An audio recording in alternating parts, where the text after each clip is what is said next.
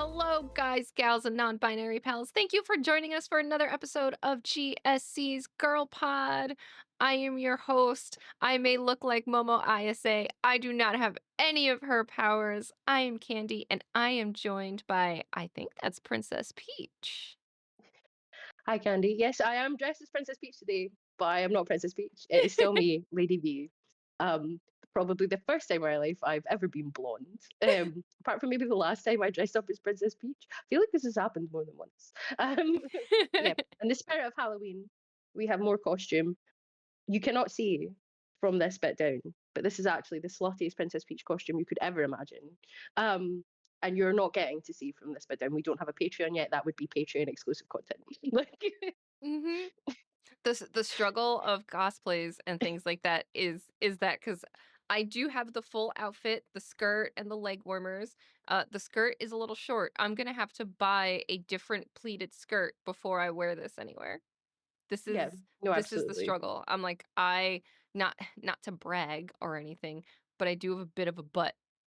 So Yeah. the skirt is not working with the rest of my body. And I am going to be touching my hair so much because she has that stupid strand in front of her face.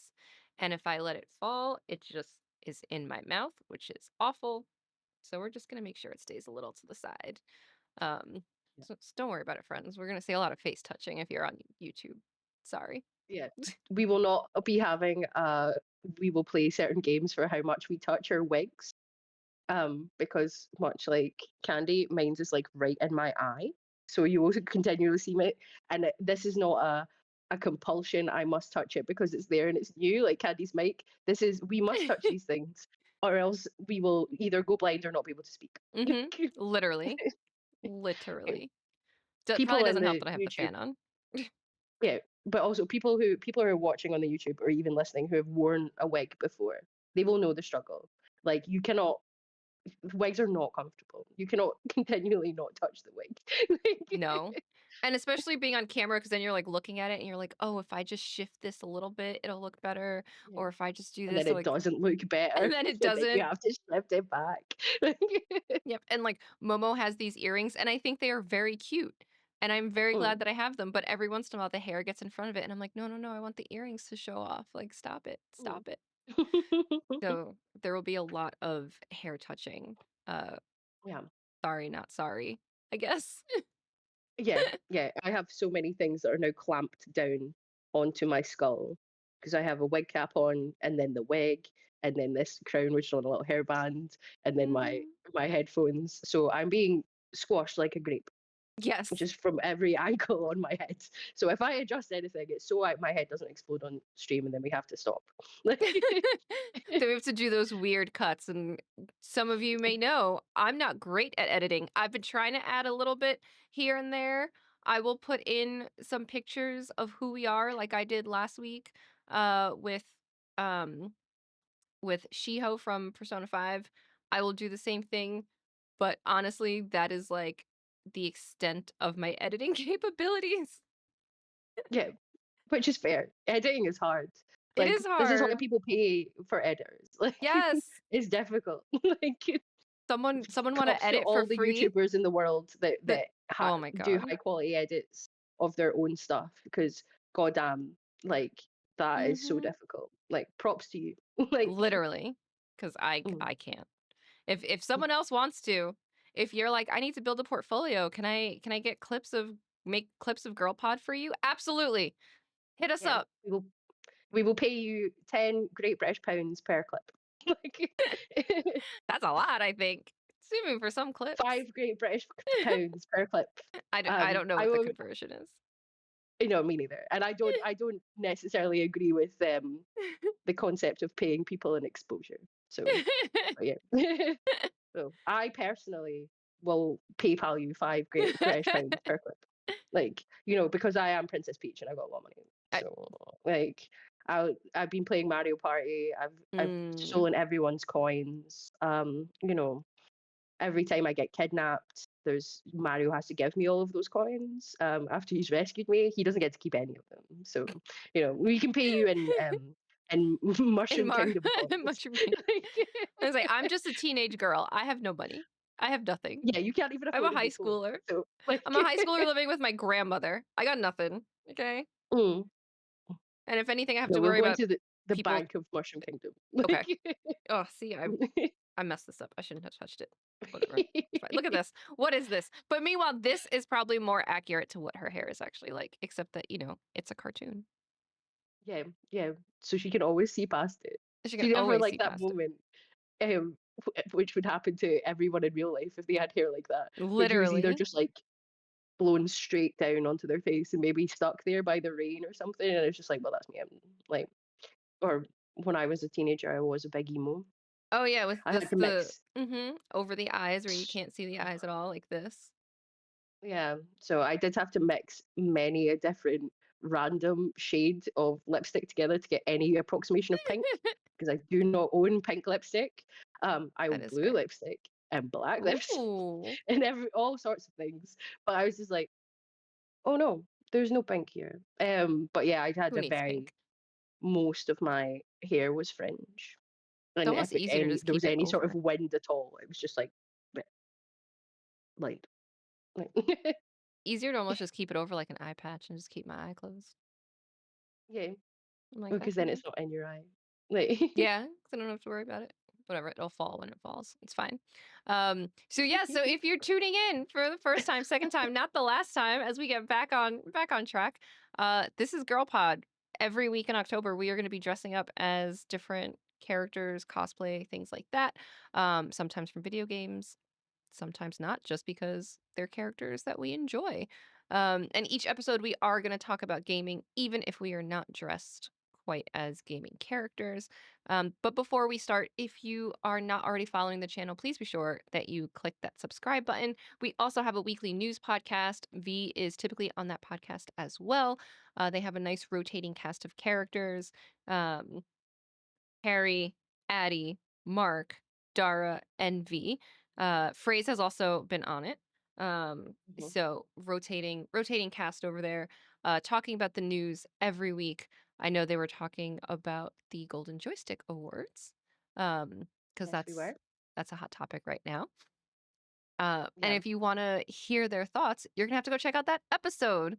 And then also make sure that you're checking out the website gamersocialclub.ca because that's the site we write for. You're going to find editorials, guides, news, and reviews written for gamers by gamers. So make sure that you check us out everywhere online. But what are we drinking today, V? Because I keep seeing a little bit of pink coming up on the screen. What's that? yeah. So I thought I would try and do something themed. I don't actually think that Princess Peach would drink IPA out of a can. However, I am drinking the hot pink IPA from Tiny Rebel, which is quite possibly my favorite brewery in the entirety of the UK. It's Ooh. Welsh. They make my favorite beer, which is Club Tropica, which I have featured on the podcast before. Mm-hmm. Um, but yeah, when I was going to pick my beers for the podcast, I was like, well, this seems very Princess Peach coded. It So is. it's delicious actually. It's a really nice IPA. It's not too bitter. IPAs generally have a little bit of bitterness at the back end, but this one is not. It's like got a Okay. little bit of fruit at the front. Lots of delicious hops. Yeah, it's just really good.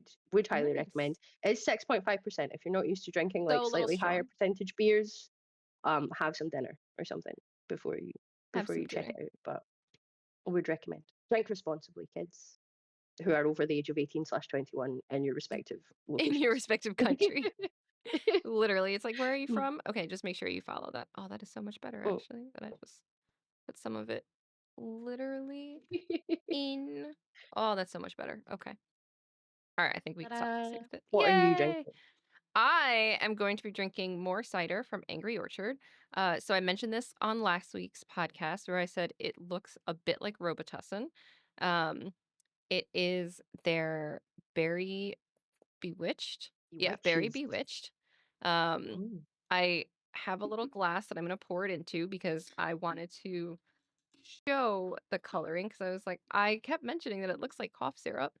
Um, so I just want to show off how much it really looks like cough syrup, for better or worse. So what it looks Oh like, yeah, that but does look like cough syrup. but it's so good. It's so good. But yeah, it's definitely like a cough syrup look, and it tastes like a sweetened cough syrup. Yeah, So it's like, ooh, but it's delicious. It's so good. This yeah, is still from my trip to Angry Orchard, which was a lot of fun. Highly recommend their ciders. They have a bunch of different ones, but my gosh, I love this one. yeah, yeah. It does look good though. I do like a nice cider. I can't drink a lot of it. The sugar gives me a bit of a headache when I'm That's drinking fair. it, and gives me a wicked hangover. Um, Mm, mhm. I don't need to hear from Russell in the comments saying I should drink less to get less of a hangover. Russell, I see Mhm. you. Like, like, I'm gonna have the rest from the can, but I just needed that to show a little bit of yeah, imagery since I feel like I talked about it a lot last week, so I wanted to make sure that that was on display. Um, yes. so Repping local companies, local small yes, breweries and small cideries. You know, yeah, because I don't think Angry Orchard is international, is it? Because I've never seen it before. No. I was gonna say, yeah, you haven't seen it, and I don't know too many other people that have seen it. So, like outside of the U.S. So I think Mhm. it really is more of a domestic product, and it's a New York cidery. Um, and if you can't tell by the sound of my voice, or if you've missed an episode where I've said it, I'm in New York. So it's nice to have like the local companies and really try those. Um, and I think they actually do a really good job with their ciders. I know that the ciders in America are much sweeter and sugary, Mhm. than ciders, like, overseas, but I still if you like a sweeter drink and are okay with that, I think Angry Orchard is, like, the one to go to, for sure. Yeah. No, absolutely. I know quite a lot of people that we had a big boom. I was going to say a couple of years ago. It was not a couple of years ago. Probably like 10, Okay. 15 years ago. Um, of like fruit ciders in the UK. So previously, it would just be your standard apple cider, which are very tart. Mhm. Or you get like scrumpy, which is apple cider but will blow your head off. It's like the Hmm, moonshine equivalent of apple cider, okay. like, usually made by farmers in fields. I quite like scrumpy, actually, not gonna lie. But like about 10, 15 years ago, we had a lot of like Scandinavian ciders, and now there's a lot of fruit Oh. ciders. And ciders generally drank by people who don't necessarily like a lager or a beer Mhm. because it's a bit too bitter. So they'll That's have like me. a Copperberg, was it like kiwi and strawberry or something like that? Or, they have all their fruity ciders for, and they are a nice, refreshing drink on like a very hot day. I wouldn't drink them normally because they're a bit too sweet for me because I Yeah. trained myself in first year of university to drink lager because it was 50 pence a pint. And I was Oh, like, well, well, yeah, for that price. that's an economic decision. Like, um, and the alcohol is an acquired taste. Like, Mhm. No, but that's true. mm, That's so yeah. true.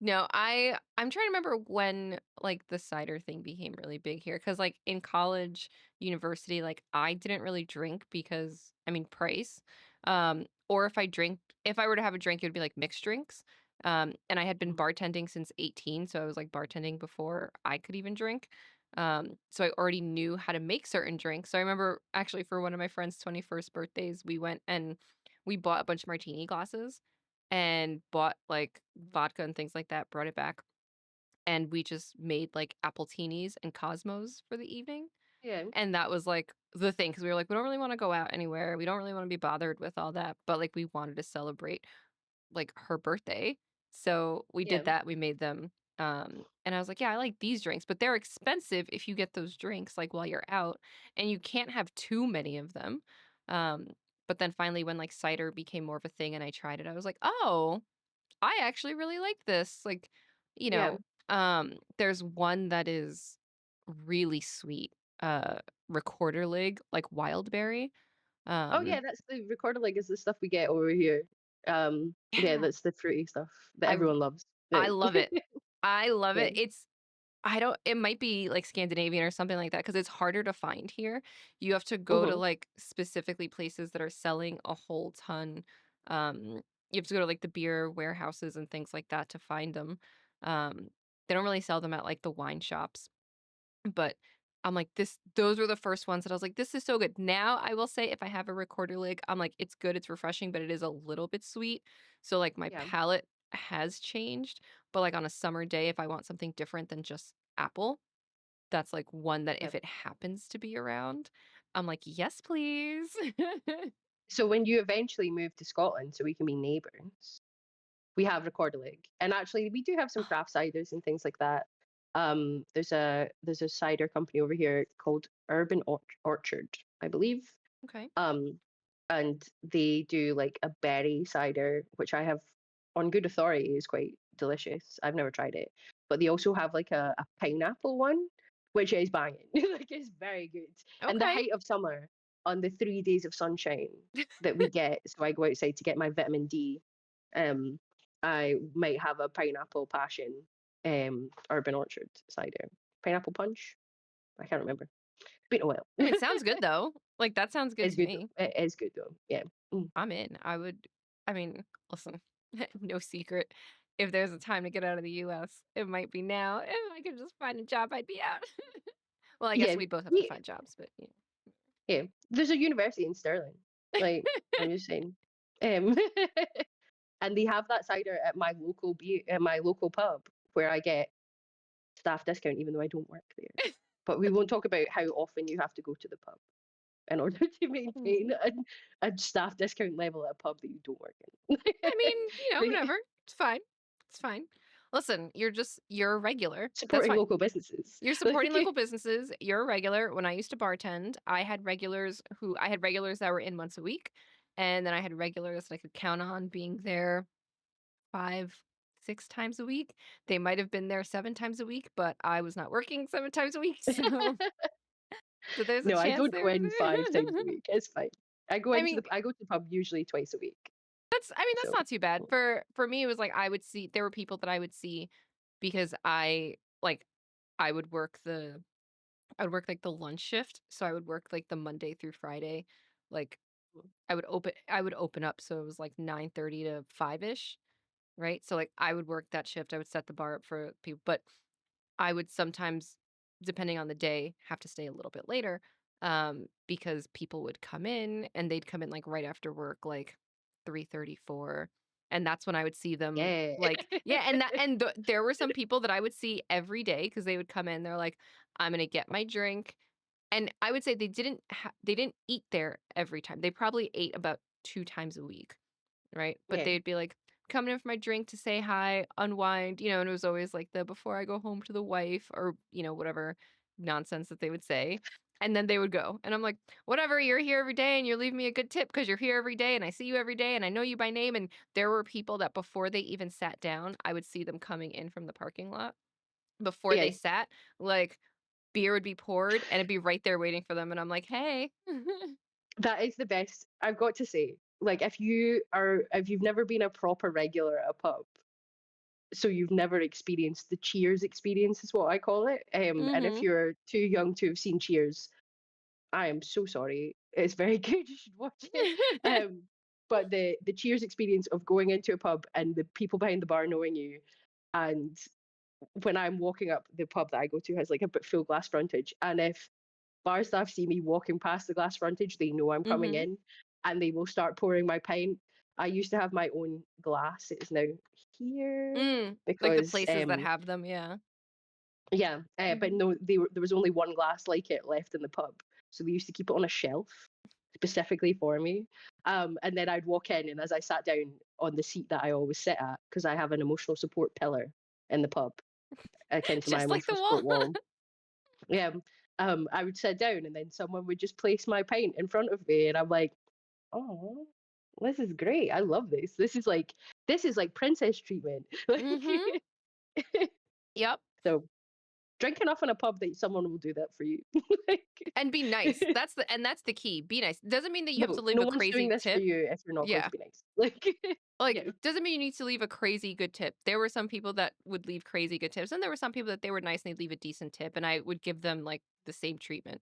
Just like, don't be the jerk, right? And Yeah. if you've only been there 2 or 3 times, don't expect that treatment either. But like, get to know people, Yeah. talk to people, hang out, relax, like let them get to know you just a little bit. They are not your therapist, but you can, No. casually exchange things with them and let them know. And yeah, that is the one aspect of like working in restaurants and bartending that I do sometimes miss, like the social aspect.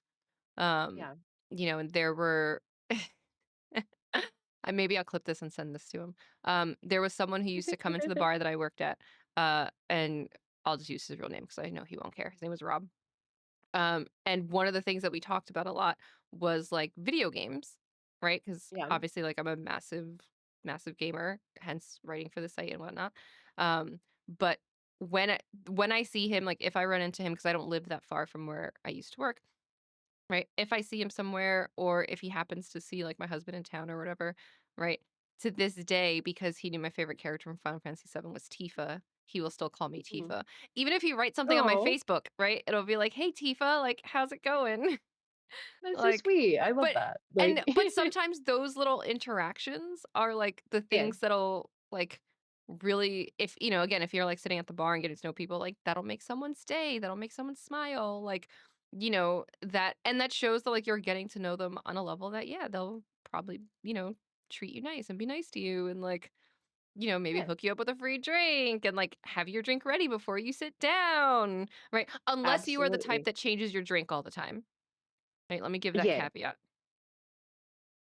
If I know yeah. you're A guy coming in used to, having a Coors Light all the time, I'm pouring you the Coors Light. yeah, a guy that used to drink in my local because he would pretend that he worked for the company as PR. He does not. He's just a weirdo. Yeah. Um, but he once asked me why I drank the same pint every time. And it's not because I don't like the other beers like that are in the pub. And obviously, I like a wide variety of beers. You guys, Mhm. if you've been watching the pod for any amount of time, you'll have seen me show off many a different beer. Um, but it's because I like going in and having someone be like, usual, and then pour it. There's a bit of that experience that I really enjoy. Mhm. So I don't change up what I drink at the pub, but I do know what you mean. There are some like there are some people that come in and they've only been in for like 3 times or whatever, and they're like, "Oh, can I just have the usual?" And the bar staff are like, "I don't know who you are." Right. like Because he's it's worked not here always the for same eight bar years. staff. Like, Yeah. yeah. And the bar staff have changed more times than I've ever drank in the different pubs. Like, it's just Right. like, but if it's a new person behind the bar, I'm not going to be like, oh, the usual. Because they don't Mhm. know who I am. Someone eventually will say, or they'll notice the next 4 or 5 times that I come in, or someone will Mhm. say, "Oh no, that's B. She gets this every time. Don't worry. She will not like pressure you for service. She's just going to sit there. She's going to sit there. She's going to play Balatro on her Steam Deck. If she has an empty pint glass, you can probably just refill it and she will not notice, but she will say thank you and she Mhm. will leave you a very large tip. Like, Yeah. it's fine.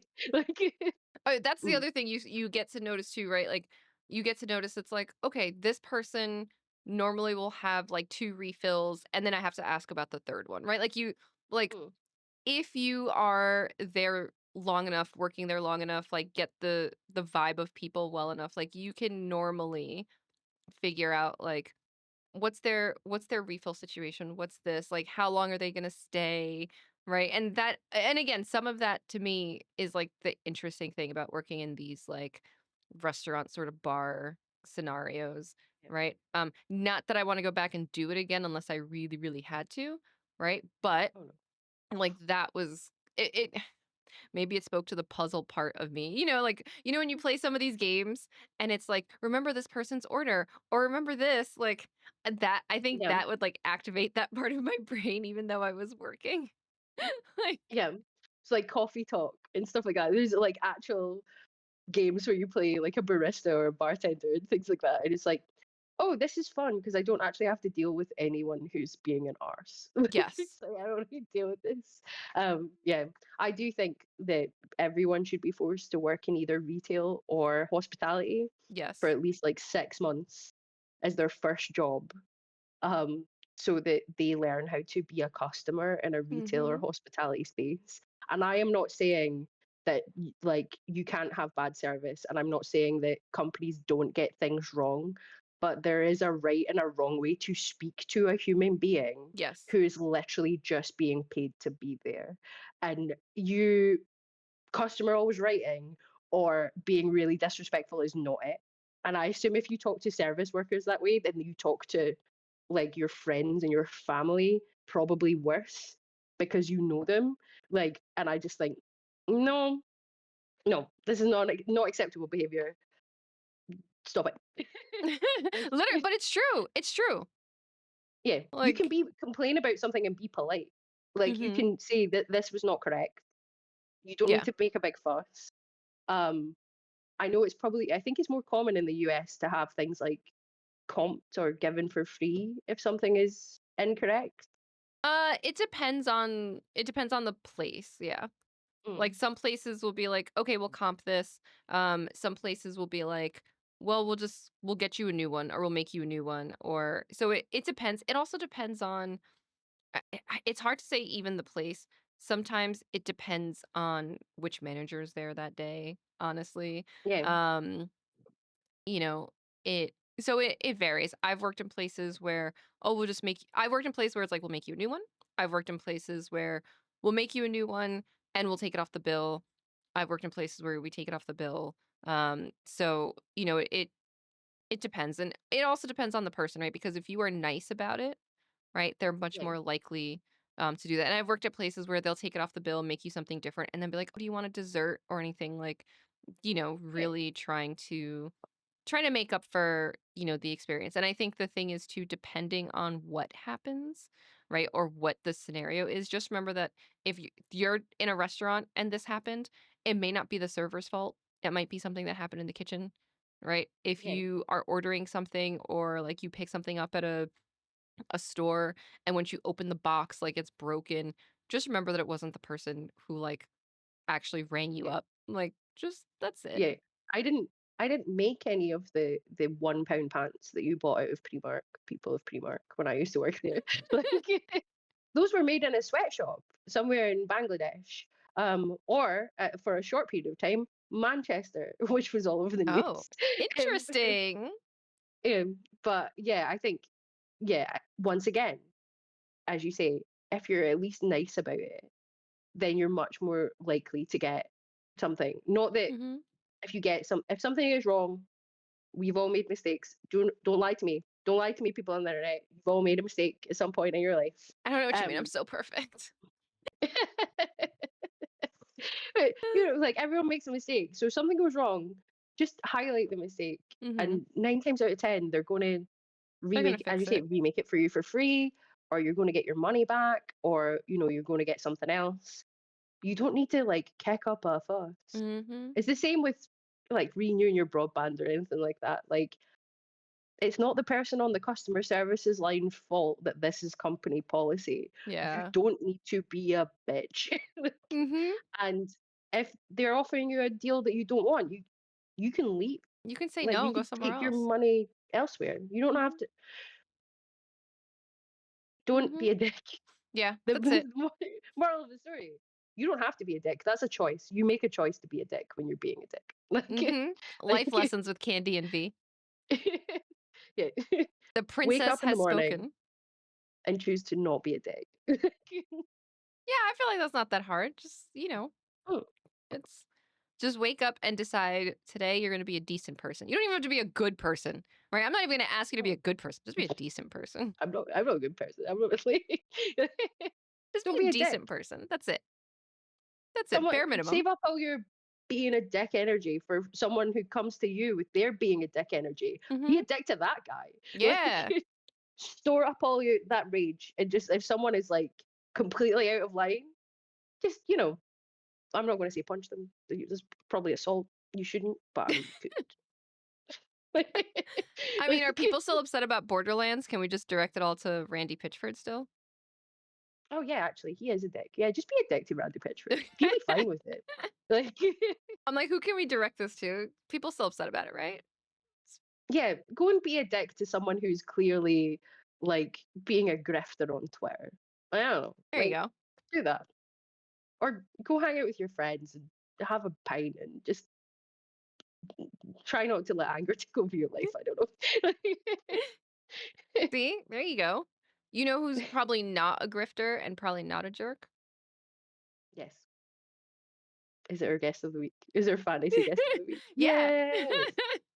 Uh, so my fantasy guest of the week, as it is my turn, is Logan Cunningham. So fresh off of the back of the Golden Joystick Award nominations. Mhm. So Logan Cunningham is probably more well known for voicing like 7,000 characters in all of the Supergiant games. Mhm. So you may know him as the narrator from Bastion, or as the transistor from Transistor, or the voice from Pyre, or Hades, Poseidon, Achilles, Charon, Asterius, and the storyteller from Hades. That's why I was like, "Wait," I was like, "I know that name," and I was like I was having a hard time placing it, and I'm like, "Okay, I know that name." Yeah, I love that it's the storyteller from Hades. Uh, I yeah, don't know, I haven't touched Hades 2 since it came out of early me access. neither. There will be no Um, spoilers for Hades 2 in no, this but podcast, don't worry. they do slight no, I'm not gonna say what the name is. I guess it's a slight spoiler. There was a scene, at least was, and again, because I haven't played it since it came out of early access, I don't know that it's still in there. There was a scene where they give the storyteller a name. Dun, dun, dun, Yeah, you have to dun. play it, and if it's not in there and you play it for like 100 hours, you can come back to me and ask me what the name is. But I just remember being like playing it. I think this happened when I was doing the technical test too. So it's recorded somewhere. And I just remember being like the moment they said the name, just being like, "What? Oh my god." So go play Hades 2 and Oh, find out. now I need to know. Like, you can tell me. I don't care about spoilers. You can tell me after. Like, Mhm, mhm, um, but yeah, I would like to, because I think one, um, the very I the very first Supergiant game that I played was Bastion, okay. um, and that was his first voice acting role, and he has such a such a you wouldn't you do know it if you've played Hades and some of Supergiant's later games, but Mhm. he has such a compelling voice, Yes. especially as the narrator in Bastion. It was just like, I think it was Yahtzee in his zero punctuation review of the game, being like, I can't think of a more compelling reason to keep playing a game than having some sort of smooth voice narrator just saying everything I'm doing. And it's Mhm. so dynamic. Like you're just if you decide to not move on from a room and just smash up all of the boxes, it's just like, and for some reason the kid decided to smash everything in the room up, and I'm like, oh, this is very fun, but also your Yes. voice is wonderful and I could listen to it all day. Um, but yeah, I think it would be very interesting to speak to him about the fact that he's almost like I know he's done a few other things. Mhm. So like some film things and one or two different video games, but almost all of his entire like back catalog is Supergiant specific. And I would, yeah, it would be interesting to know like what it's like to be a like such a renowned voice actor now, especially after the success of Hades, because he Mhm. does voice Hades in Hades, and the narrator or the storyteller. Um, but to be almost like only with one studio, like Yeah. because that's almost unheard of Mhm. um for voice actors. Like generally, voice actors' filmography is massive, and they'll have Yeah. been in stuff that you've never even heard of. Like they'll do all sorts of stuff for any game or Mhm. any like anime dubs and things like that. Um, but Logan Cunningham is very specifically just he almost just works for Supergiant. Like um so it's I think that would be a really interesting conversation. Just be like, so what is it like to essentially only do work for one studio? Like Yeah. Yeah, because it kind of reminds me of like classic Hollywood, right? Where like mm, classic Hollywood, you were an actor for a studio, right? So yeah. like, and not that that was a great system, because I think a lot of, if you go back and look at things like that, it wasn't always a great system. But it it instilled some sort of like brand loyalty, some I think there were some people who did benefit from it, right? Because that meant they were getting very specific roles that, in a day and age like now, where, people audition or they send in tapes or whatever, and you're competing against so many other people. Your competition pool was probably smaller, but that also meant that by the time the studio was done with you, they were done with you, right? So, Yeah. but that reminds me of that classic Hollywood where it's like you work for this studio, you're in these studio movies, and that's it. Um, and you were kind of like owned by the studio, right? I don't think that's the situation here, but it would be interesting to hear, is it, a brand loyalty because, they've done well by him, right? Is it just that he really enjoys the characters that they write from? Does he get to give Yeah. input on some of the, does he have creative freedom with some of the things, right? I think that would be really interesting. And then to play characters that are so closely intertwined, right? I mean, especially in Yeah. a game like Hades, there's times where the characters are talking to each other.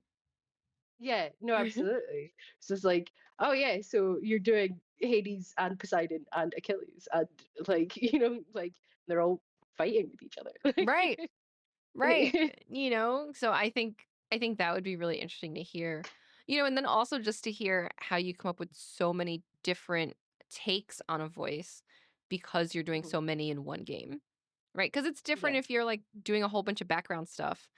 You don't need to worry as much about how am I going to do all these different voices for these one-lined characters that are in the background. I'm getting credited as additional voices, right?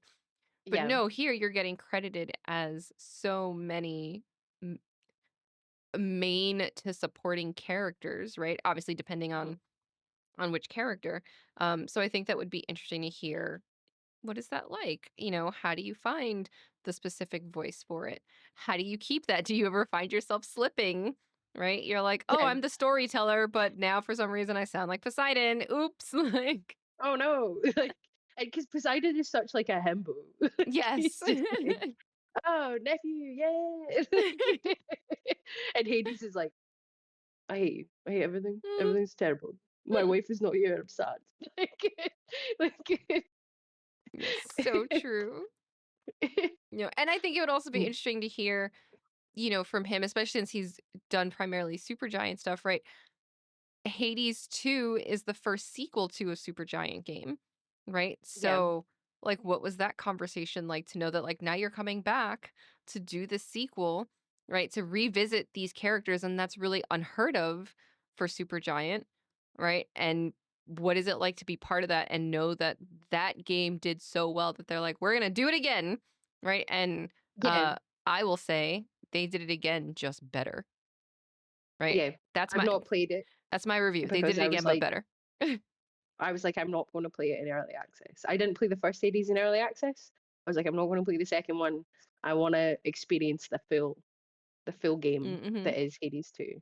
And I've just not had a chance to pick it up yet because they keep making weird little roguelikes that are like either about gambling or bullet hell Mhm. shooters where you just smash your face against it until you get past. And that's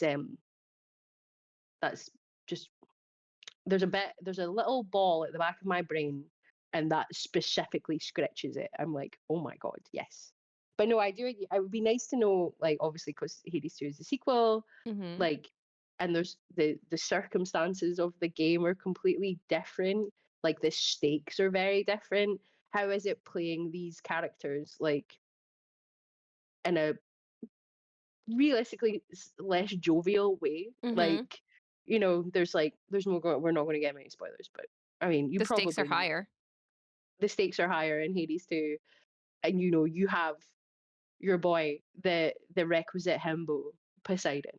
Like, so how do you modify that so it's still the spirit of that character, but the stakes are higher? Like, Mhm. but yeah, I think it'd be I think it would be a very interesting conversation. I know that him and Darren Korb, who is the studio director for Supergiant, or the Mhm. audio director potentially.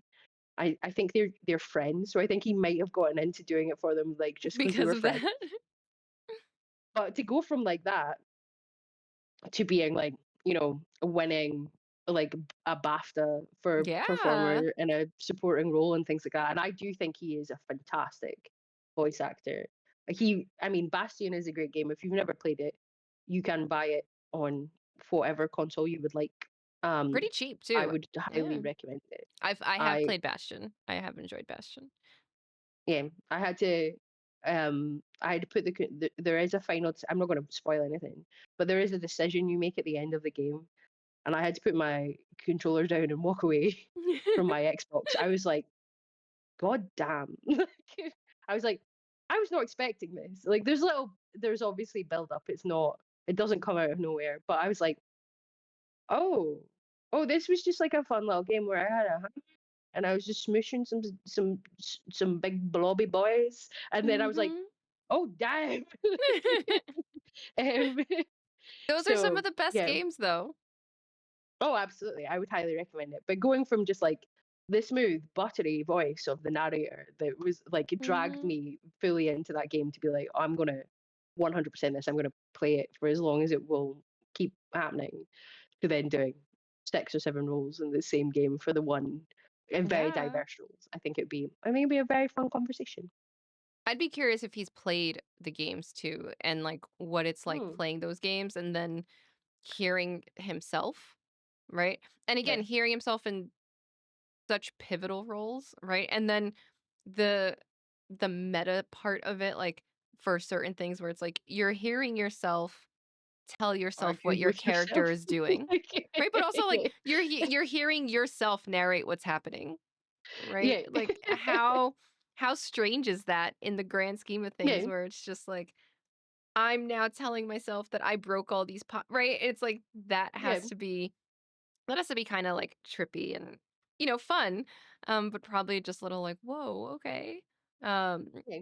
so I think that would be really cool. I am really excited for when you jump into Hades too, because again I got into the tech test that was like a few weeks before they released it in early access, um, and I mean I give the studio so much credit in the way that they have done things because even with um when you played the technical test, they were like, you can only play up until this point and blah blah blah, right? So you'd play up until a certain point, and they had very specific cutscenes that would happen because you were in the technical test, right? Yeah. So and I'm like, so much like kudos to them for not just like a screen that's like, okay, you've gone as far as you can go. No. So they, to to our fantasy guests, like they had him record lines Yeah. specifically for the technical test to be like, well, this is as far as, Millennium gets, and then is brought, like all these things. So it's like, Yeah. okay, so you literally planned this out, and gave different bits of story and then all the voice actors having to record things specifically just for a tech test and then record things specifically for early access and as it grew in early access, right? And that was part of the Yeah. reason I was really excited to keep jumping into it every time there was like a bigger patch because I was like, okay, so we played a little bit here and then I would put it down. And then there was the release, I played it a bunch and then I put it down. Then they're like, okay, here's the big patch. Play it just to see, and I know I didn't see all of the differences, but to see some of those differences. And I remember it was like, all right, like the Ares patch is out and now you can find like the God of War. And I was like, all right, so now I'm gonna try to find him and like see Yeah. his lines and like that was a fun Mm. experience to go through and try it out. And now I know it's fully out and I haven't touched it because there's so many other things that Yeah. that I'm playing and I was talking to V a little bit about some of the things I was playing before we started recording. But Hades 2, you know, in my opinion, as someone who's been playing it since the tech test and played Hades 1, right? Literally the things that they did in Hades 1 that I loved, they just made it even better. Um, Mm. you know, I I would say I don't think I've given anything a 10 out of 10. Uh, Even the review that I'm working on now, as much as I love it, I'm not giving it a 10 out of 10, but I would give Hades 2 a 10 Yeah. out of 10. Oh wow. Wow. That's high praise. much like you can, I have never given a game a 10 out of 10 on the website. Yeah. There's been That games that are super close, yes. but I'm very Mhm. much like a, I don't know, like, Mhm. is this the last game I want to play before I die? Yeah. Like when I think about a 10 out of 10, I'm like, it's like last meal territory. Yes. Like Mhm. I'm like, would I? And there are games that I would never give a 10 out of 10 that could definitely go into last meal territory, and the same way that a last meal territory could be a guilty pleasure. Yeah, Like, yeah. Oh, yeah, absolutely. No, I think of it as like if someone told me that I could only play the 10 out of 10s that I give for the rest of my life and I can't touch any other game again, would I be happy with that? Like, that's how I think of a 10 out of 10, right? Like, yeah, could this be the only game that I play for the rest of my life, right? And I would like to think that I'm gonna live at least another 40 years, right? Maybe not mhm. gaming for another 40 years because I'll be old, No, but you will be. Think about right? that. No, think about that Skyrim. The That's granny true. who was The playing Skyrim Skyrim granny. on Twitch. That's Like true. That's true. you won't just be gaming for the next 40 years. I'll You'll still be be streaming, streaming for the next 40 years. right? I'll But be I'm dead, like but I'm like like, that's how I think about it, right? Like, would I be happy if this is the one? And I'm like, yes. Like, if Hades 2 yeah, was the one game, right? That it's like you will only play this game for the next 40 years. Cool. Like yeah. that to me is a 10 out of 10. Oh, absolutely. Yeah. Um, it's kind of weird to say that, I would be pretty happy to play like Dark Souls 2 for the next 40 years. But that's definitely not a 10 out of 10. I'm not saying that. But again, Would you say it's a that's good your game? probably not actually. No, that's not true. It is a good game. It is a good game.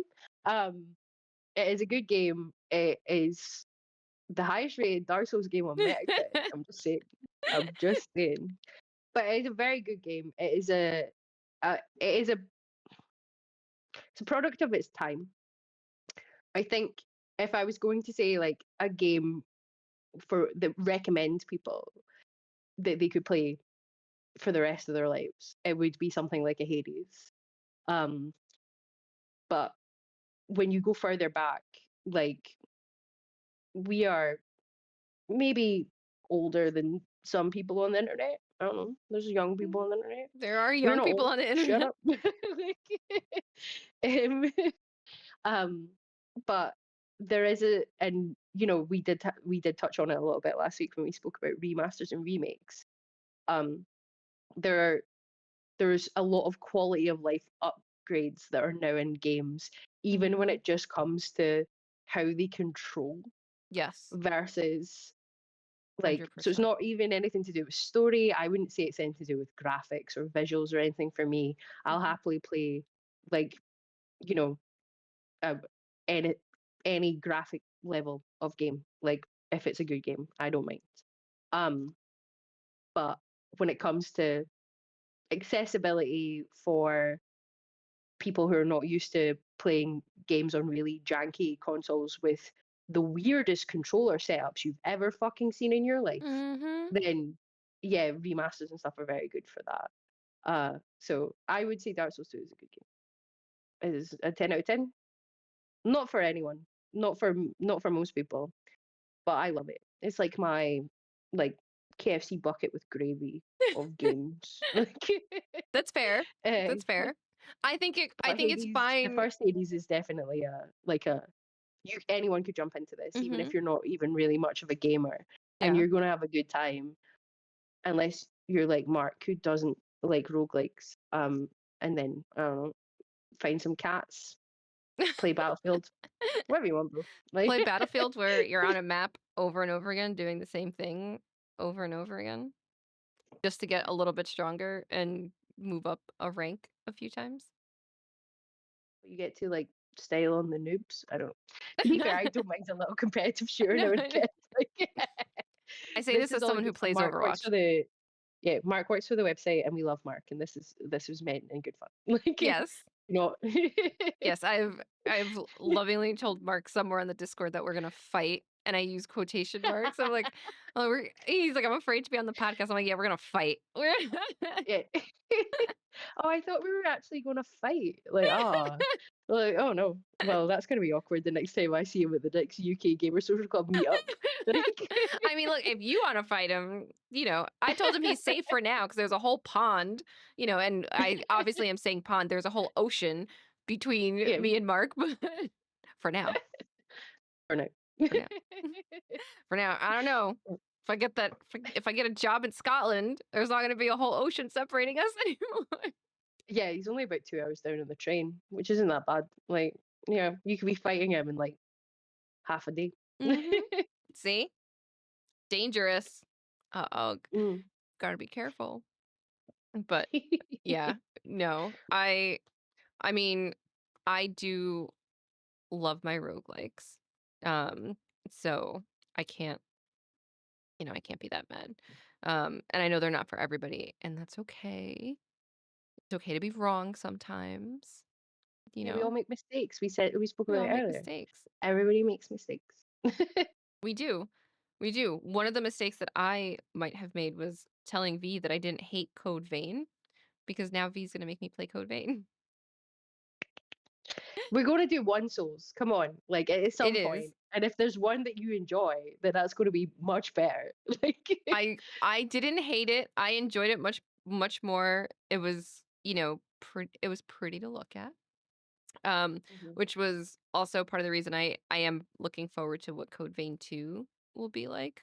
So Okay, I you got to see some stuff from Code I Vein 2 at Comic Con, didn't you? I did. I got to see some stuff. Um, they didn't have anything to play, which is fine, but it, as of recording this, New York Comic Con is still going on, but at the time that this goes up, it will have been over, but they did have Bandai Namco did have a nice big booth that you could try things out at. Code Vein was unfortunately not one of the things that you could try things out at, but they did have a really big motorcycle that you could take a picture on with cosplayers. Um, they also gave out some nifty things. So I got this nifty little lanyard that's all Code Vein. And on the I inside, love it. it's like Bandai Namco. Oh my god, I Uh, love so, it. and then of course, they all do this thing where they're like, if you post this picture online, we'll give you something extra. So it was like, oh, you can get a bag or a keychain. So I was like, I don't want the bag because it was massive, and I'm like, I'm never gonna use it again. So I got the little keychain, still in the Oh plastic. So, yeah, that's so cute. so I was like, Oh, I oh, was it's like like, the all right. Reaper size. Oh, I It like is, that. yeah, Yeah, that's exactly what yeah, it is. So I was like, ooh, yeah. okay, yeah, like I'll take this. Um, Comic-Con doesn't give goodies in the same way that they used to, uh, Mhm. but that's okay. I'm not going necessarily for the goodies, I'm going for the good time, and it has expanded to do a lot of gaming. So it's called Yeah, Comic-Con, at this point, it's just a pop culture convention. It's pop yeah. culture, things, that are there. You at the Javits Center in New York City, you can also now, buy booze, which is interesting. Oh yeah. Because not every convention center allows that. So this is not gaming related, but I got these like spoonable spirits and it came in this nifty little bag. So it was What like is it? these like little I have the Are containers they like still. little balls? They're not little balls, they're like these little containers and they were like Okay. puddings. This one was birthday cake vodka shake. Okay. Um, I had an espresso martini one, and then I also Oh, I do had like like espresso martini. blue Hawaiian jello shots. I mean, they're empty now because I had them, but Wait, uh so are they like jelly? yeah, so these were like jelly, right? These were jelly. Um and they were I will say the jelly was just okay. It was like a jello shot and I was like, this is fine. Um I don't like the I don't like jelly. Mm. the pudding that's the thing. I was like, this is fine. The puddings that were much more like custardy base were so Mm. good. I was like, Oh I yeah. regret not getting just a bunch of these. And they weren't super strong, but I was like, these are just cute. I don't know what I'm gonna do with these containers at this point. But I didn't want to get rid of them. No, they seem like they could be useful for things. I don't know what, I don't but know what these are exactly. things that I would keep in my house. I don't Like know I'd what probably yet. put like screws or something in them, like but Yeah. or buttons, So I'm screws or like, buttons. I'm gonna Like find out what they're useful for. What it is yet, yeah, I don't know. Mm. But yes, there were like a lot of I also got like a pin from like ANA Airlines so that one day when we're big enough to go to the Oh. Tokyo game show, Yeah, I'll just, fly ANA, I guess, maybe. yeah, Um, absolutely. Next year we'll be going to Tokyo yeah, Game Show. What do you mean? Like, I would love to. Um, I got these cute little stickers that are Hello Kitty, or not Hello Kitty, but the same like brand, so Kuromi and whatever. But I oh, was like, these are cute, they're so cute. whatever. Melody, I always forget her name. The one that I was super excited to play, and I literally had to run into the convention this day to even get a chance for anything at Capcom was Pragmata. Oh, yeah. How was it? How was it? Give us the deets. I was very impressed, right? So I will Mhm. fully admit that when I first saw trailers, I was like, I don't know if I'm going to play this, right? It's fine. It's a shooter. It's whatever. It says it's a puzzle thing, but how much puzzle is it really going to be? Blah, blah, blah. Right. So I was like, eh. But so I tried to run back to Capcom, and I'll be honest, I was trying to run back there so I could try Monster Hunter Stories first, but the line was already full. The Resident Evil Requiem, I was like, I'm not really trying for that because that's terrifying. They had Onimusha, which I think had a spot at that point, but then I saw Pragmata. I was like, all right, let me try this. Um, so I was like, "Oh, can I come in?" They were like, "Yeah." They had like just started people playing and they were like, "Oh, you'll only have 25 minutes instead of like the 30 minutes." And I was like, "That's fine. I'm sure I will be fine in 25 minutes." I did Yeah, finish the exhibition demo that they had in the 25 minutes cuz I'm a gamer you were good at apparently we're good at games. because Like, I'm good at games, right? It was incredibly smooth. I was mm, very surprised because I expected it to feel a little bit janky with the way that you would be like aiming at things and then trying to solve puzzles, and it wasn't. So I was mhm. really glad about that. I also thought that looking at the trailers, I thought that the girl Diana was gonna be, like, really creepy, and that I wasn't Yeah, like, it was gonna take me out of it, and I was gonna be like, "Ooh, I don't like her." But the personality that they give her is very cute and endearing, right? Who knows? yeah, It'll probably, like, blow up in our faces at some point because she is an android. But I was like, "Okay, like, she's cute, she's helpful." And the main character at first is really trying to, like, take care of her, which I thought was, like, yeah, endearing.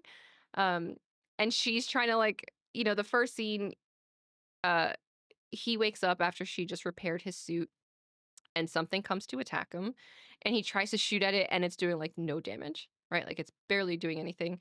So then here's this little android girl who's like under his legs trying to get around, like trying to help, right? He's like, no, no, stay back, right? And yeah, she's just like, I'm trying to help.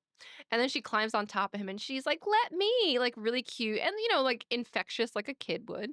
And then, of course, she can yeah, hack the thing. And once they're hacked, it's easier for you to do damage. And that's the puzzle piece because in the upper right corner will be a 4x4 and mhm. you have to move the cursor through as many blue boxes as you can because that is what's going to increase your damage output. Um, so you have to be able to like sort of look in both places because obviously time doesn't pause while this is happening, right? Oh, wow. So, yeah, this is, like, just real time This is hacking real and time. trying to get it done. Yeah. Yes. So you're in real time trying to move around, trying to, solve these small puzzles, trying to avoid getting hit and still aiming at this thing, right? So and that's where I thought it might have felt a little bit janky and it didn't, Mhm. right? I was Yeah, like this actually feels super smooth, right? Even as the player, once I got used to what it was, it felt mhm. easy enough to do, right? It seems like a very interesting mechanic, like, very novel, like Yes. Yes. mm, Like, and it was also really cool because, and again, it was one of those things where I thought maybe I was gonna feel a little bit weird with it, but then I was like, Parappa the Rapper trained me for this back in the day, right? And I know that feels like such a weird tangent, but hear me out, right? mm, Parappa the Rapper, when you played that, right, the way that you would rap was that you would have to hit the correct buttons, like in yeah, time, right? To move the cursor in this 4x4 puzzle, you're not using the directional pad or the joysticks. You're using the yeah. triangle, the square, the circle, the X. right? Okay. Yeah. Yeah. So I was like, okay, so Parappa the Rapper made sure that I knew exactly which buttons were which on this PlayStation controller. And now, because Parappa trained me for this, I can move everything around very easily because I know Yeah. which button is in which direction and where to go and Yeah. like how to do it. Right. So like great. And I'm again, ready for this. I know Like, that's so I'm built silly. for this. Like, Right. But it's like, when you're trying to do something like Parappa in time, right, you can't keep looking down at the button. yeah. So you just you end up instinctively knowing how to hold it, where to put your like hands, and you're Mm. trying in these moments when you're shooting this thing to move the puzzle as fast as you can before it hits you, right? Yeah. So I'm like, I know the exact spacing of the controller. I know exactly which direction to go in, right? Like I'm good. I'm ready for Oh. this. Like Parappa says, I gotta do what? I gotta believe that this girl is gonna hack this thing and I'm gonna be all right. So,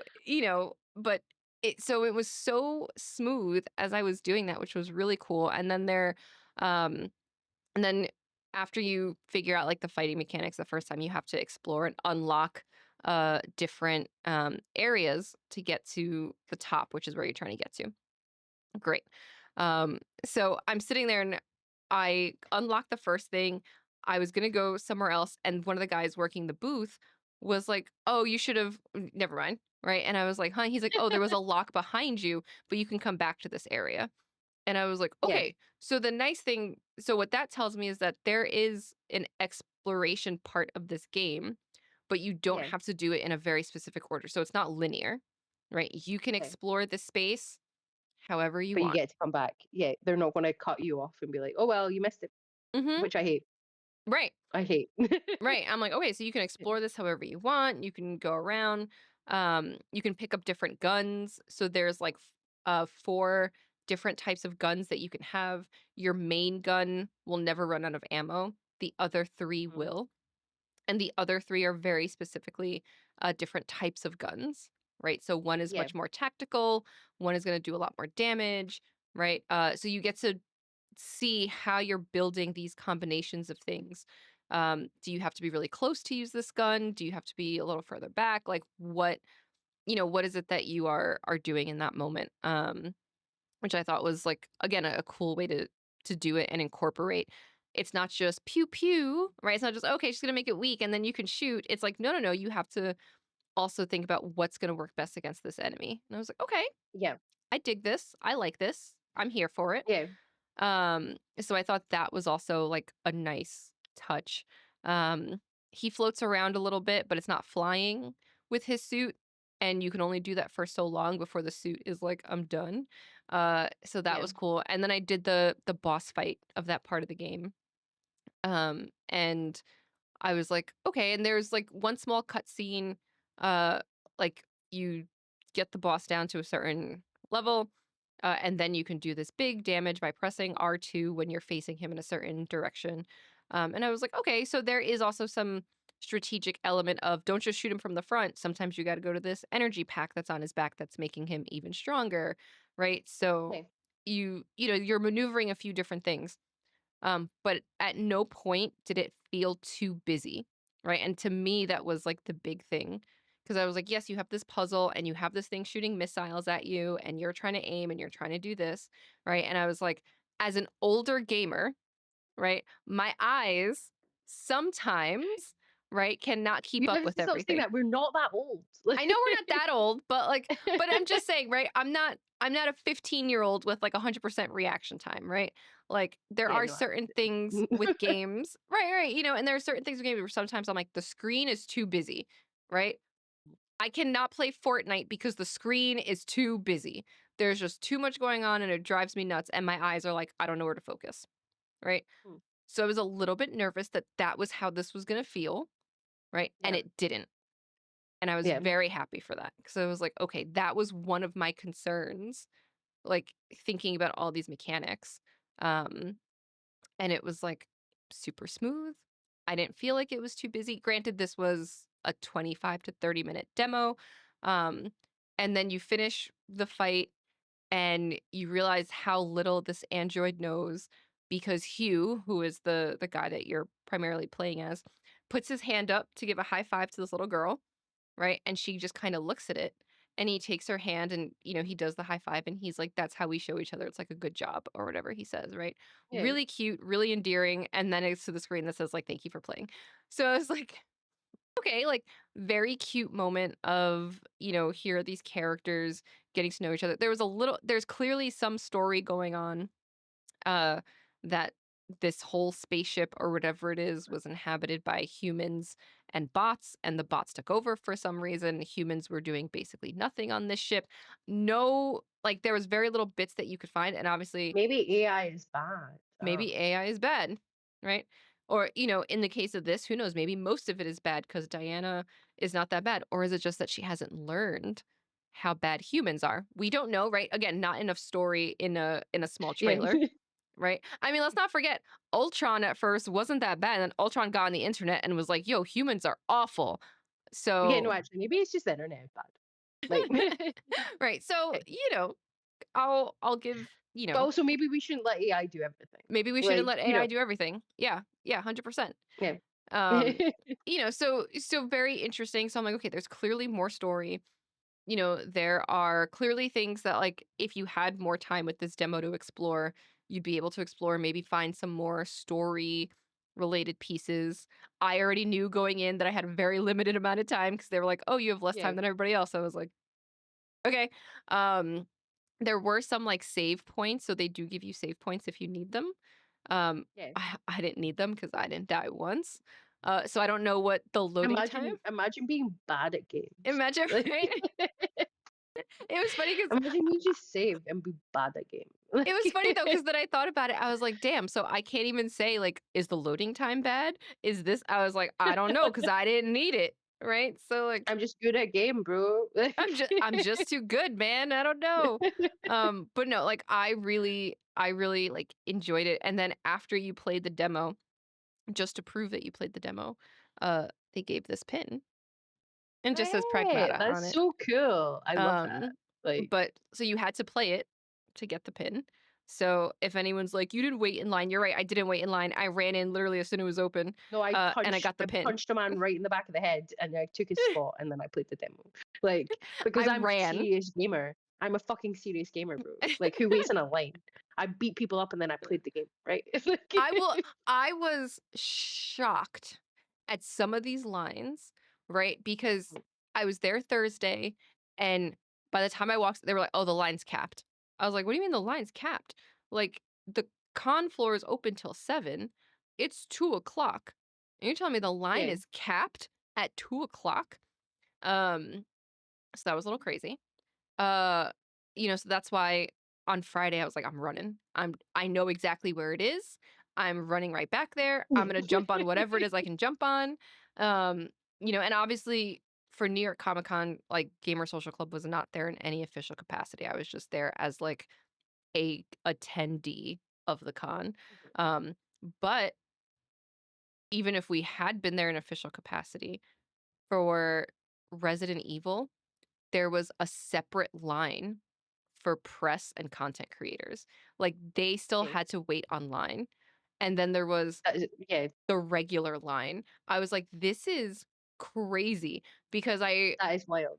I Mm, heard them talking about they were like, "Yeah, so the press content creator line is currently about a 60-minute wait," which meant that the regular line was a 2-hour wait. yeah, that's crazy. Like, not that obviously the press content creators would need to necessarily wait in line, but anything that I've ever been at, you book an appointment. Right. So it's like they just have scheduled appointments for Mhm. press and content creators. And if you want to cover it, you either wait in line with everyone else or you You were able apply to to book an book an appointment. appointment and Yeah. then you can do that.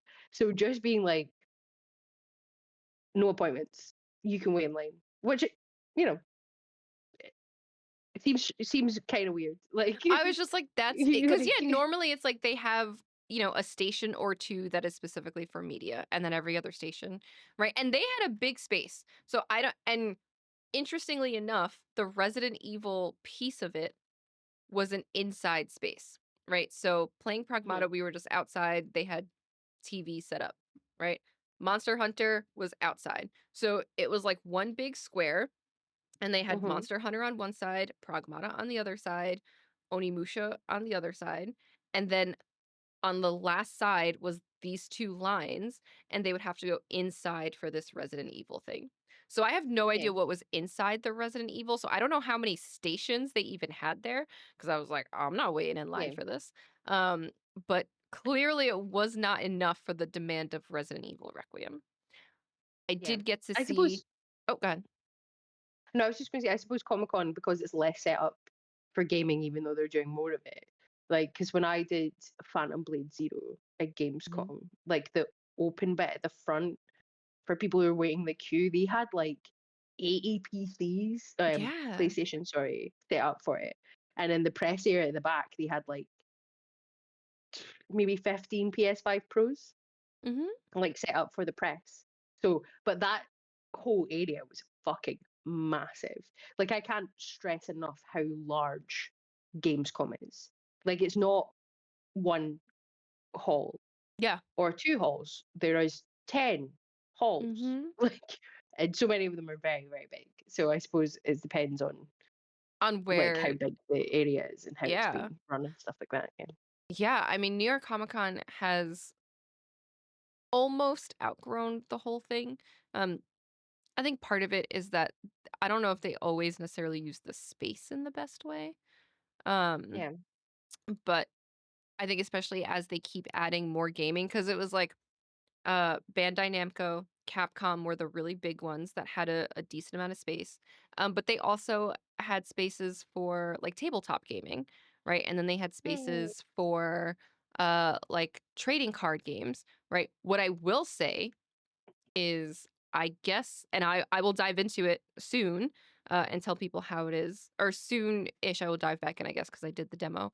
Um, Digimon seems to be having quite a renaissance right now, which is really Is, interesting. is it because no one can buy Pokemon cards I and don't all the new know. Pokemon games are looking? But like I'm gonna buy garbage? Pokemon Legends EA. Don't at me, people in the comments. Like, I know I'm a hypocrite. Like, I'm not. I've owned every single Pokemon game. Well, at least one Pokemon game from every single generation of Pokemon games that have ever come out. I have a problem. Mm-mm-mm. It's called a gambling addiction. You can't stop me. I am aware. But yeah, I'm glad that Digimon is having a renaissance though, It was, because I mean, so much Digimon. They had the space for the game, yeah, the the new game that just came out. They had huge space for people to play the trading card game, and there's an anime coming out, or it might a new anime that might be out already. So, I'm not gonna lie, I didn't even know that Digimon had a trading card game. I was me a neither. Pokemon and big Yu-Gi-Oh fan. Love a bit of Yu-Gi-Oh. Yu-Gi-Oh Mostly had a because I space. thought the anime was fun, but I would absolutely play the Yu-Gi-Oh trading card game. Like, They had a like space for that. They did. It was yeah, just everywhere. I swear, everywhere I looked, I was like, "Here's Digimon, and here's Digimon." And then even in Artist Alley, right? People had so much Digimon art, and I was, I'm sitting there, and I have not watched Digimon anime. The only Digimon that I have played so far is the demo for the most recent game that just came out, right? And I am gonna play the full game, but yeah. I'm sitting there, and I'm like, "Oh my god!" Like Digimon is huge here, like, such a huge Digimon is back, presence. baby. It feels like they're like, "You know what? Screw Pokemon. It's our time. Like, we're ready. We're here." Because I was like, I saw a few people, like, cosplaying, like, Pikachu, where they just get, like, the big inflatable thing and they walk around. Um, but for the most part, I did not see a ton of Pokemon stuff. And I'm like, "I know that you have a game coming out." And not that they've ever had a huge presence at, like, New York Comic Con. But normally you Yeah. see people cosplaying or you see it in Artist Alley, right? And I was like, Mm. very, very little. So I was like, this is interesting. Is there something going on in the monster hunting world that Digimon is now like, nah, screw you, it's our time. Yeah, I do think so. I love Pokemon. You see, I have some Pokemon product on the shelf. I got me some very nice little Pokemon. I buy Japanese cards because they're cheaper and they look better. They're better Mhm. quality. If you were buying English cards to turn a profit, then you're what's wrong with the hobby. We've discussed this before. Mhm. But I love Pokemon. I have a lot of nostalgia for Pokemon, but there is so much room within the creature collecting space for other things. I played a game earlier on this year. I played at Gamescom. I did a preview of it called Aethermancer. It is wonderful. It's made by the same people that made Monster Sanctuary, which is a really good creature collecting game. Mhm. But I do think people are just looking for something that's not Pokemon. Pokemon has been the most profitable gaming, or no, not just gaming, entertainment franchise in the world Yeah. for like the past 10 years, maybe. Um, it makes a shitload of money. And now what are they doing? They're like, oh, here's weird Ditto game where Ditto is going to steal your soul and your family, Mhm. murder all of your friends and pets. Um, But it's gonna be a we cute have farming sim, because yeah, farming we've made sims are the Minecraft, thing to but you're do. a Ditto because it's fine if we do copyright infringement. Um, you know, like or like the what was the one that we had at the last Pokemon Day, and it's like the puzzle game that's essentially just like do a little maze. Mhm. This is $20, like Mm-mm. No, thank you. uh or like Legend ZA, which I will buy. I'm going to criticize it. It's you. Also, kids, you're allowed to criticize Nintendo and Pokemon. It doesn't make you a hater. It just means that you're allowed to criticize companies. Like that's Mhm. allowed. um, but it's like the first things we see about it are this is the paid DLC and these Pokemon that you really wanted to have Mega Evolutions. That's locked behind ranked matches. Yeah. I'm like, have you seen the Pokemon ranked community? The sweatiest motherfuckers on the planet. Mhm. Like, and I have a lot of respect for them because ranked Pokemon is hard. Like, but I'm Well, like, but they make it how am such I a going to win thing. that? Like, I mean, but the like, thing is they make it such a thing because it's like, go to Pokemon Worlds, do this, do that, right? So it's like yeah, you are reinforcing, these ranks and reinforcing all of this to then make people just give up all their time to just play Pokemon so that hopefully they can um, now like unlock these mega evolutions or whatever. And it's like, but what about, and again, I don't play what about Pokemon the like that. children? What about the children? And I don't play Pokemon like that, right? But I remember that the first Pokemon game, you had to interact with somebody else so that you could Okay, plug your Game Boys together because that's the only way you were going to get access to all the Pokemon, right? Because the creators of Pokemon looked and they were like, wow, kids aren't talking to each other, right? People aren't socializing. How do we fix this, right? Well, let's make a game mechanic that you literally have to speak to somebody else, right? And now instead we're pitting people against each other, right? And we yeah, are then making it like, "Oh, you want this thing? Well, you have to go against these people. And you have to be better than them." Right? Instead of it being, and okay, I'm sure they're like, "Well, it's meant to be friendly competition." But let's face it, competition turns unfriendly very quickly. And when yeah. you are Friendly competition. incentivizing people, Yeah, yeah. mm-mm, Friendly competition where me, a 34-year-old woman, is going to be what, like setting up a squad of like just very well like optimized Pokemon versus a literal child who just likes Pokemon. mm-hmm, How is that friendly competition right. for like especially because in none of the Pokemon games can you actually communicate with the person you're playing against. So if I was playing an online game, like a Pokemon game or something like that, but if I was playing that and I knew I was versus like a 10-year-old, Mm-hmm, I'm not I'm not like setting up Tailwind fucking sword stance and then just sweeping their entire team. Like I'm going to be like, all right, okay, well, you need to learn the mechanics. So yeah. like I'll do this and I can do that and da da da and let them have a fun time with it because that's what you should do if you're playing games with kids. Like Mm-hmm, you don't need to let the kids win, but at least let them explore the mechanics of the game yes, before you beat them. 100%.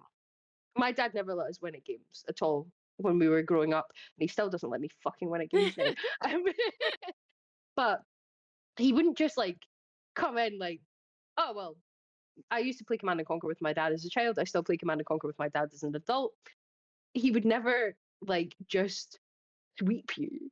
He Right. would let you like learn.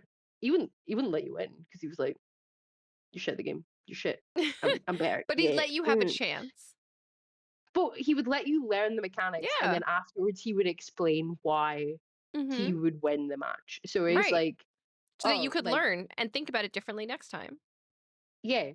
And to be fair, the first time we did, because I was at my dad's last night, I spoke to him about it. The first time we did play Command and Conquer during COVID, when they brought out the remaster, um, I did what I would have done as a child, which was only buy a PowerPoint and a barracks, and then just spam infantry and just flooded his base. And he was like, "No one does this. Like, I've not seen anyone do this since like 1998." Like, and and I was just like, "Yeah, but you told me when I was 7 that this was a bad tactic. But look who's won, bitch." Mhm. And he was like, "Well, never again." I was like, "Well, yeah, I'm not going to fucking try it." Right. It But at worked the because it same was the time, I'm element of like, surprise.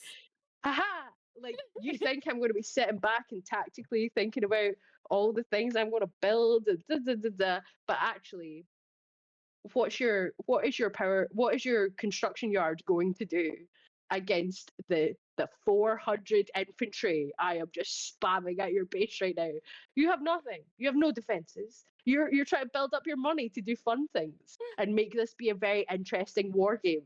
But no, I've just sent every single foot soldier that I could possibly afford to overrun your base. And we've been playing for 7.5 minutes, and look at that, I win. Yeah, I would never be able to do that if when Mhm. I was a child, my dad didn't explain to me how the mechanics of the game worked every time he Right. beat me at it. Which you just can't do with like competitive Pokemon or any No. sort of Nintendo game. Not that I'm going to be explaining to like a stranger's child on the internet how to win, but if I don't even know I'm playing a child, Mhm. then I can't even like try and show them through the game Yeah. bits and bobs that they could do, like Mhm. show them fun interactions and let them have a bit of a go with it. It just Yeah. seems so. It's supposed to be for kids. It's very Nintendo. It's like we're for children, da da da. But they actually don't care that the entire hobby of Pokemon is like fully proliferated by adults that either Mhm. want to make money because they think Pokemon cards are like the stock market, or like they're people who are going to worlds and stuff. And I have nothing against people who play competitive Pokemon. I watch No. Wolfie VGC on YouTube. I think he's a fantastic person, and I think he's a fantastic content creator. Um, but it's like, what are you doing to actually continue to get children into this hobby? Mhm. You don't seem to care because it is so nostalgia fueled now. But actually, in like 10 years, even people like me are going to be like, I don't care about this. Yeah. Like, I don't, this is, you don't put enough time and effort into your games to make them like fantastic experiences. I can't buy Pokemon cards for myself or for my nephew, like, Mhm. so he can get into it. Yeah. Um, and like every single time you bring out a new product, it's either just like not even remotely Pokemon related, or it's, oh well, you should buy this because it's got Pikachu on it. And I'm like, well, Right. no, I'm not my gran. I know other characters exist. Like I could get my nephew into Digimon because he could probably buy Digimon cards, and he would probably think the little one that looks like a dinosaur is cool because he loves dinosaurs. Like There you go. like And there's I think in the new game there's like 450 Digimon. There's a lot of them. it's so there's so much fewer to remember. Also in Pokemon, there's like a thousand and There's so much twenty-five fewer. Pokemon. So many to remember. Like Mhm. 100%. No, I mean, I I only played the demo so far for the new Digimon, and I gotta say, I've really enjoyed it. I was like sad when it was over because I was like, wait, and I know it's also that it's like a turn-based RPG and it has, a story that is different than the last Digimon games. It's not the same recycled, you're a kid who doesn't have a father who goes and gets, a Pokemon from a professor, and then you go off to be the very best and get all the medals. Like the stories are actually different from each other, right? And this one yeah, is different. So there's an actual story. And again, like to me, as somebody who's, I know you said stop saying this, but like an older gamer, right? I don't want to play the same thing over and over. Like I want a new experience. Like I want a new story. You can use the same monsters, right? And you can have some of the same elements, but can you give me something different, right? And Yeah, not something that is the old man Larry in the last Pokemon game where it's just like you look as pathetic as Larry is being like a 40, 50-year-old person still playing Pokemon. Like, thanks for the insult, I guess. Like, what? Like, like what do you yeah. mean? So, No, yeah, absolutely, I absolutely. I don't know. I'll try out the new Digimon game. I think it, yeah. Yeah, I mean the we Digimon are included the cool demo and anyway. demo disc. They all turn into like big dragons and mechs and shit. They Like, don't well, that's they don't all. Some of them turn into sort of humanoid. Yeah. oh, that's bait. That's bait, Candy. Mm-mm. You're trying to get me to admit on a podcast that I might be a furry, and I'm No, no, not no. falling for No, no. it. Truly mean, right? Because I had no idea what was happening at first, and I was talking to a friend who has already started playing Digimon, who has started playing the game. He was like, "No, there is literally one Digimon that when he I'm gonna say he because when he turns into the human-esque form, looks like a male, right?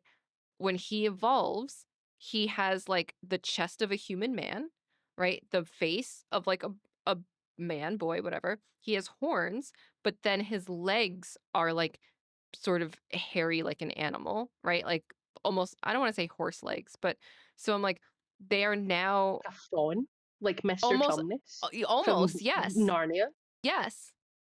So Well, you can't make me admit that I think Mr. Tumnus is hot. You can't make me say it. I refuse. I would never make you say anything that you don't want to say. I would never do that.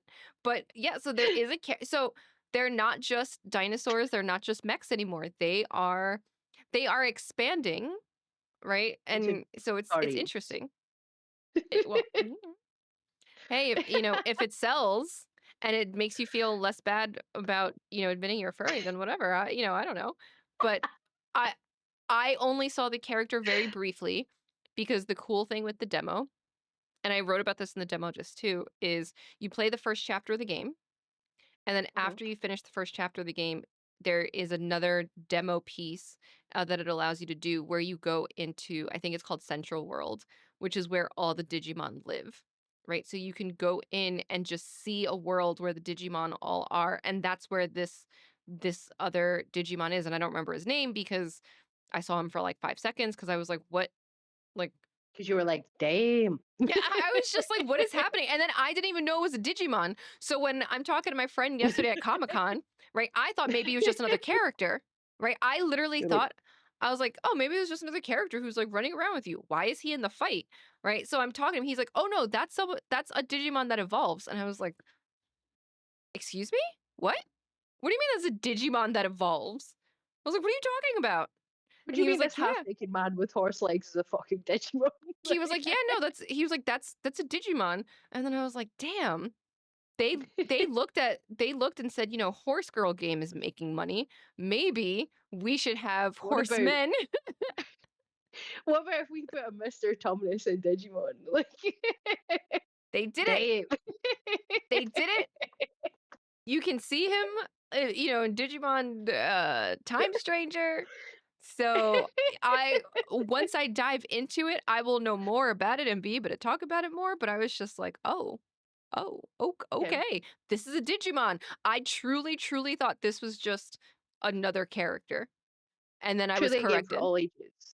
Like, you have mech Digimon, you got dinosaur Digimon, you got furry Digimon, a game for all generations. Yeah. Like, That's you know what? I'm gonna say that's the rec for this episode. Like, try Digimon the Time Stranger. Yeah. yeah, try Demos. Digimon Time Stranger. The demo is out there, right? You can try it out. You We can will link to see, the demo disc that is featured in below, and you yes, can see some other games down there. just all there. You can try it out, see how it feels, right? If you like turn-based combat, and I will say my friend is a Digimon fan, but not a JRPG fan. Although this So year, they're a furry. well, so this year he's questioning if he's a JRPG fan because I thought you were going to say no, question if he's a furry. no, He's questioning if he's a JRPG fan because while he has tried playing Final Fantasy, he's not liked Final Fantasy games. He's tried those other ones. He enjoyed Expedition 33 and he's Oh, so enjoying not a fan. Digimon. Okay. Yeah, that's fine. So, but this might we've been joking. I'm like, this might be the year that he becomes a JRPG fan. So even if you're not like a hardcore JRPG fan, right? Give the Digimon demo like a trial. He started it, played it for about an hour, and he was like, and then I just bought the game. Okay. I was like, oh, and you're not a turn-based person, not a so you know, I'm a turn-based person. I'm a JRPG fan, right? So like I'm all in, even though I'm not a Digimon fan. He's a Yeah. Digimon fan, but not a JRPG and still all in. So, try it out, see how it feels.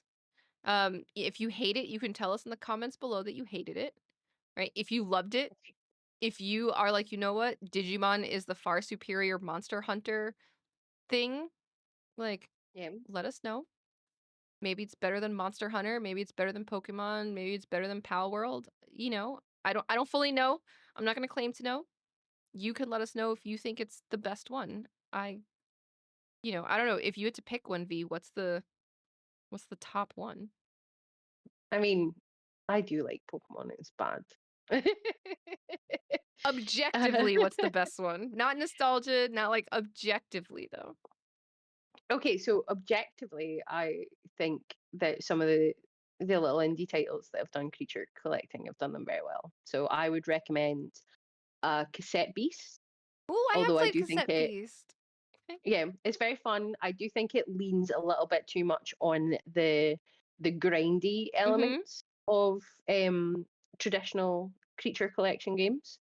Uh, because as we have highlighted multiple times over the podcast, we're slightly older and I don't have the time. Mhm. But my personal favorite is Monster Sanctuary. It's very fun. Okay. It's creature collector turn based, but it's like 3x3 combat. There's also a bit of platforming, Metroidvania, and stuff like that in there. And their new game, which is a roguelike creature collector, which is very fun, Aethermancer. So either of the two of those would highly recommend if you're looking for a new little turn-based creature collector on the go. There you go. So if you want something, I'll call it slightly more classic, since it's been around for a long time, try out Digimon. If you want something newer, try out Aethermancer, try out Monster Sanctuary, try those out, give it a go, figure out what the favorite best monster hunting game is. Hopefully Nintendo won't go after them and shut them down because we know how Nintendo can be Yeah. jerks. Um, but let us know which monster hunting capturing game you like most down in the comments below. We're gonna be waiting for you to come in the comments and tell us. We're gonna end this episode and then we're just gonna be sitting there staring at the comments like who's gonna be the person brave enough to tell us that we're wrong and Uh, it's probably some other random game that we've never heard of. yeah, I'm happy for that. I love learning about new games. I will download it on Steam and then play it for an hour and While you're then at the never pub. have any time. Yeah, and then never have any time to play it ever again. You'll go in, you'll get your regular pint, and then you'll sit down and you'll play your game and you'll be like, huh, this person in the comments was right. This is the one. Yeah. And then a friend of mine will come in and I'll have to put my Steam Deck away and then I will unfortunately get distracted and not be able to play anymore of it. But you'll have given it the shot, and that's I'll what give it a shot. matters. If you give us any recommendations in the chat, then I will always give them a shot and maybe we can start doing a little segment where it's I've given your game recommendations a shot and I'll quick fire a score. Ooh. There you go. See, you could be in the comments below. You could be the person who is adding to a new segment of Girl Pod. But you got to recommend Absolutely. something below. So recommend something and then we'll check it out. We'll play it. Uh So, we will make some time to play those games. So, thank you for joining us on this episode. We're going to look back for those comments, but don't forget that while you are thinking about the game that you want to put down there, you can also be watching the weekly news podcast. Listen, maybe they'll inspire you. Maybe you'll be like, oh, that reminds me of this game that I should definitely recommend over on Girl Pod so they can try it out. And Yeah. check out the articles on gamersocialclub.ca. Maybe we have covered it already, or maybe we should cover it. Let us Yeah. know. Maybe someone else on the site has covered it, but Candy and I haven't played it. But This is you can true. fire it and we'll play it. We'll do it. We will. I'll do it. You just got to put it in the comments. Let us know. And of course, if you're like, I'm going to put it in the comments, but I also want to chat with you, join the Discord. We hang out in the Discord from time to time to sit in the general channel. If we're playing a game, we will sometimes share it in there so you can see what we're playing. You might even be able to get a live reaction to a game that you recommend if you hang out in the Discord. So there'll be the link to join the Discord. But before you join the Discord and after you leave your comment recommending a game to us, make sure that you like this video, that you click subscribe, that you share it with your friends, comment the game, and add a nice review. Let us know what we're doing right. Let us know what we're doing wrong, besides adjusting our hair maybe these one too many these times. wigs. These etchy wigs. They're like, yeah, I don't know about that wig, I don't know about that haircut, I don't know, man. And I'd be like, yeah, you're probably right, you're probably right. Mm. But thank you again so much for listening. And since this will go out on a Monday morning, afternoon, have a great week ahead, and we will catch you next time. Bye. Bye.